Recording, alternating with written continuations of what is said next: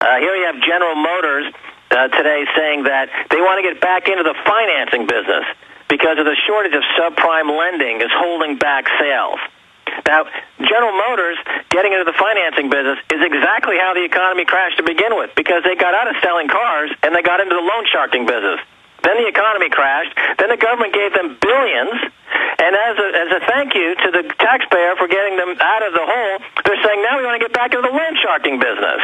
That only took 12 months. Yeah, we're not going to build cars. We're going to move our factories to Asia, to Brazil, and to China, and to Eastern Europe. And then all we're going to do with your bailout money here is loan it back to you, the American people. At usurious rates, as a loan shark, and we're trying to get you deeper into debt as we possibly can. And so they're trying to restart the entire cycle of, again, until they blow up, and then they'll require more of a bailout. And, of course, this just perpetuates this move down into what we call the casino gulag state, where the value of the purchasing power, the wages and the savings and the purchasing power of everybody in the U.S. keeps continuously degrades and drops and disintegrates, and you have this just an enormous cesspool where once a fine country used to reside.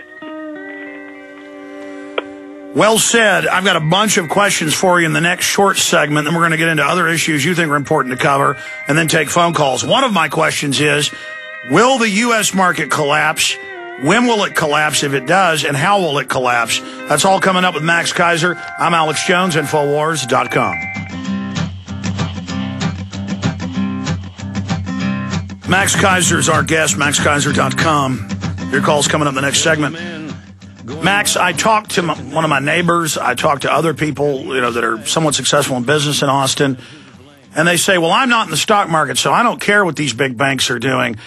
And I don't understand this yuppie, pre-programmed arrogance where you try to warn people that you know, and they act like it's weak to even care or even be involved in society as long as they think they're doing okay.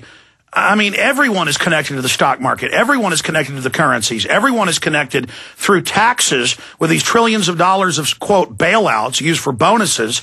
I mean, what do you call that mindset where people don't understand the incredible magnitude of what's happening in global markets right now and where this is leading us? Well, you can explain it in the following way. The average experience of the average American is masked to a large degree by the fact that most people in America are unaware of the benefits accrued to them because the world reserve currency is the U.S. dollar. So there is no radical currency risk that you see in other countries and the currency collapses that you see in other countries. And it also means that things like gasoline are incredibly cheap in America relative to other countries. Now, what is going to happen, what people on your show are talking about, and what I've been talking about, and what I see over here in Europe, is that the U.S. dollar as reserve currency is going to be replaced with a new global currency, and that at that moment then Americans will experience what everyone else in the world experiences, which is radical currency risk and all kinds of bank shenanigans, including paying state, local, federal, and world tax. Because, of course, the world currency, you need a global central bank who's going to charge a global tax.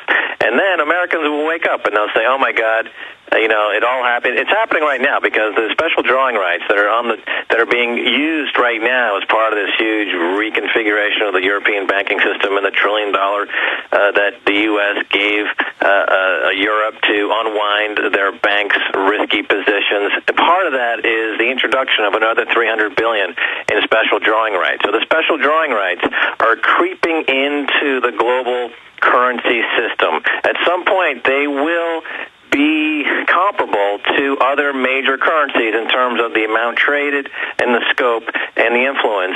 And then you'll start to see things quoted in special drawing rights, and they'll normalize the special drawing right, and then it'll be announced that as part of Bretton Woods 2, they're going to reconfigure the global currency grid. The U.S. dollar will be devalued by 50% like it was in the 30s. Gold will be upwardly valued to $5,000 or $10,000 an ounce.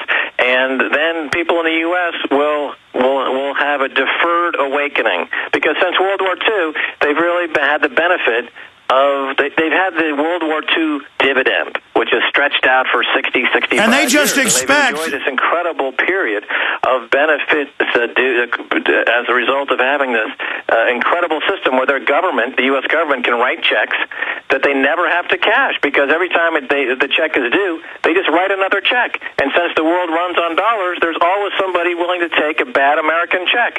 Now, as soon as that situation ends, as it is happening right now, you'll have this incredible shock, and then it'll be way too late to do anything about it. So I can understand why people are in a coma when it comes to understanding the position of the U.S. relative to the rest of the world. And I can also anticipate that when this thing finally makes the break, there's going to be an incredible gasp of horror that'll just go from coast to coast. There will be absolute shock. How did this happen? But it's happening for all the reasons you've been talking about for the last 10 years. And the banks will say, the big mega banks will say, don't worry, we're going to save you again.